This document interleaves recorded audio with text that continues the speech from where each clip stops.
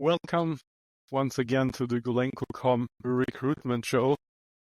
Today I'm going to talk about insourcing versus outsourcing as a business.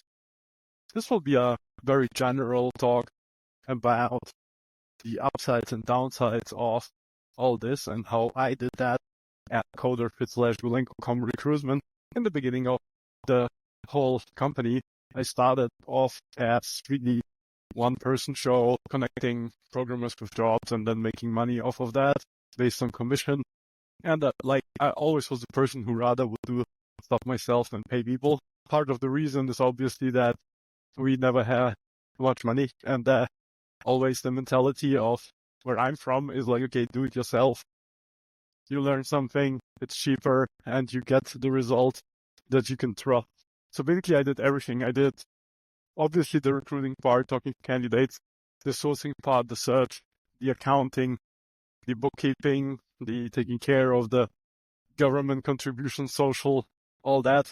Some people in my network did the same thing, but they had basically smaller businesses. Other people in my network said I'm crazy. They told me you shouldn't do all this administrative stuff yourself.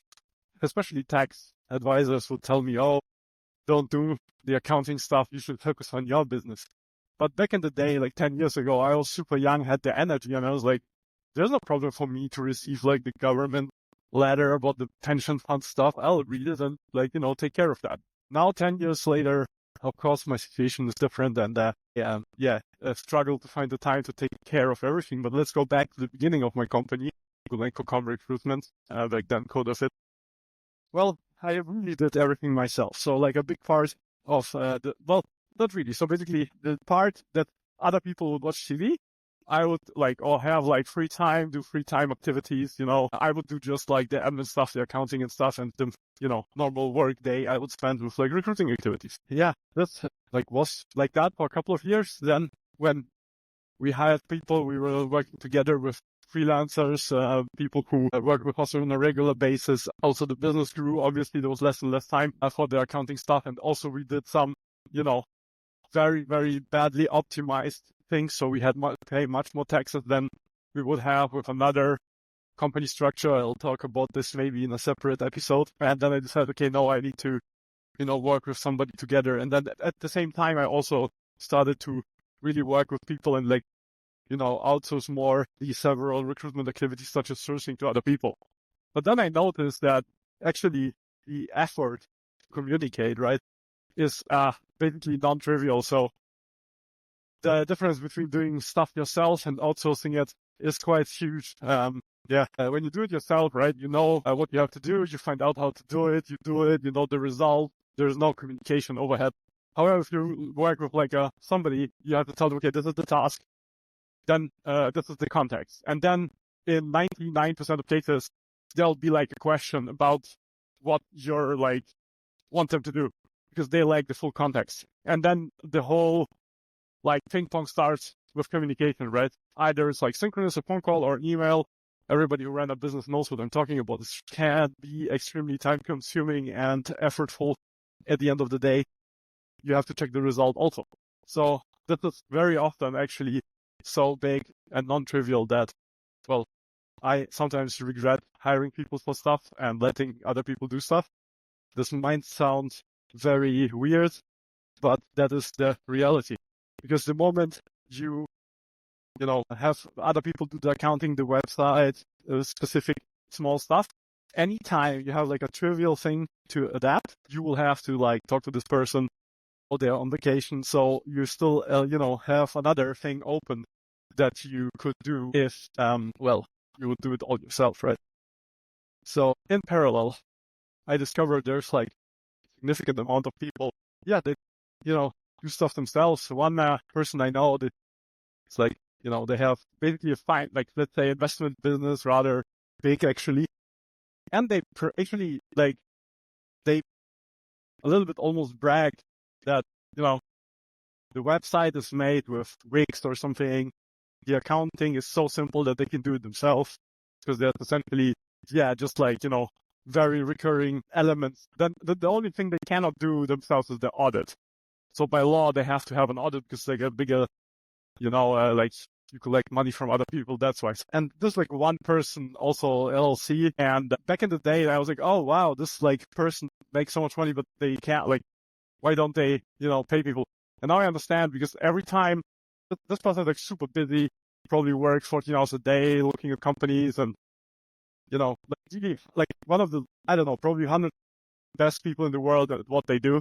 I know this, like, it's actually reversed, right? So these people, they so much take care about their core business that they have zero time, like 0, 0, 0 to do anything else. That's why they optimize everything, right? They don't use a web designer, web developer to make the website, because then if they need to make a change, they'll have to talk to them. No, they just use the most simple solution out there so they can all do it themselves, because all this work that is like you don't do regularly, you forget how to do it. That means either you pay people, who do this all day long, so they do it for you, or you use like solutions that are like super, super duper simple.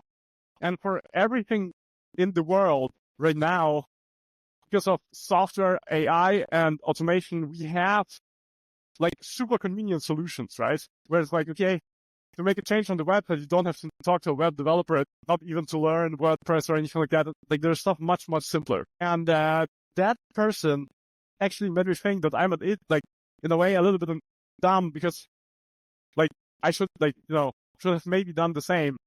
That like, okay, to really like stuff myself, but like optimize it that it's so simple, it doesn't take me much effort, right? Of course, this can go to extremes, right? Back in the day, to avoid like a $30 a month subscription, I would like sit down, program something in Python in Airtable and connect like a Google Sheet or something, and because I can, right? And then like it was actually back in the day a good solution because it solved some headaches.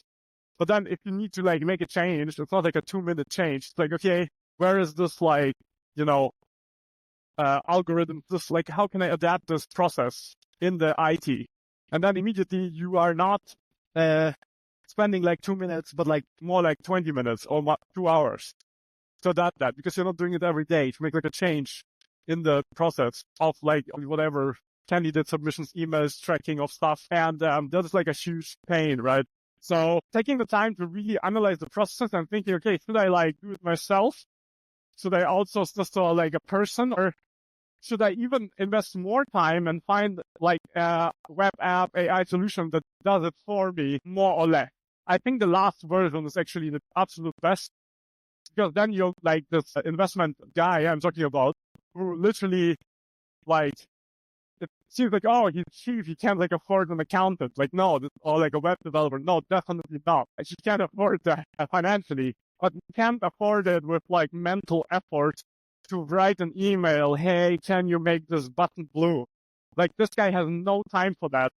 And I'm now stuck basically in the, let's say, mainstream situation of people where basically I have to talk to people to make adjustments of my processes. I have to tell people, okay, can you please do this? Can you please do that? And the reply, like, there's no reply, right? Like, you need to think about this. Like, at the end of the day, everything comes back to you as the business owner. Every pain point, everything which is not your core business should, no matter how you solve it, with like doing it complicated yourself, doing outsource to experts, or doing like really, really easy research such that you get like an AI web app super convenient solution, is up to you.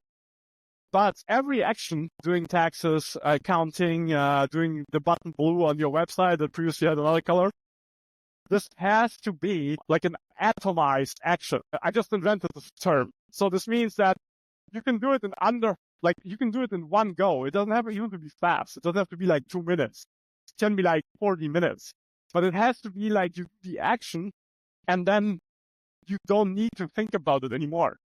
For example, just yesterday we had like a candidate. They're like, oh, I have like 2 job processes, like in second round. I don't want to make another application. And I'm like, 2 rounds means like there's a third round and there's an offer process like 3 weeks in the future that this person is off the market. And I'm like, look, this company, I'm offering you this job. It fits you, right? And the person says, yeah. I'm like, okay, look, for me, it's better and less effort. It's better because it's less effort to submit you to the client, saying to the client, okay, they are off the market maybe in 2-3 weeks, rather than not doing anything and pinging you in 2 weeks, hey, can we submit you to the client? Because the last thing, it means Iwan in the future has to do some action. What if I'm like sick, or I forgot, or the notification comes on my laptop, but I'm on the toilet, so the notification disappears and I forget. This is a potential placement fee that I will never see again. Because nobody, like, I am ultimately responsible. Nobody will remind me of that. So, like, a much better atomized action is to, like, submit to the client and say, okay, if you like this person, really move fast. Because they are off the market 2-3 weeks because they have 2 other processes. And the client also sees this Iwan guy, he's not just wasting our time, like, asking questions about our positions, but he's actually doing effort, right? And talking to candidates. That's why you pay him, maybe, right? So with and this is my core business, right? Like, if you think about your non-core task, it should be even more like atomized action, right? So you do whatever you do in such a way that there's 100% no, like, I need to do something in the future. Like, also, if I work with my people and I'll tell them, okay, I really like, there's like a million such situations where you could like just do something that will force you to take action in the future. And if there is an alternative, you should always pick the alternative. And there is, as I said now, there's like creative ways how to do it. I rather send the candidate saying, okay, this is like probably not going to work out because you can't schedule like 5 interviews in like 2 weeks. But you could, right? Dear client, this was a great profile. So think about your business, career life, whatever you're doing, studying. What is like stuff you do during the day where you can turn it like atomized, right? So 10 years ago when I started my recruitment agency, there was like a million things I did not do in such a way. So I like, oh, let's put this on hold. Let's send the candidate later. Let's look at this later. So it piled up.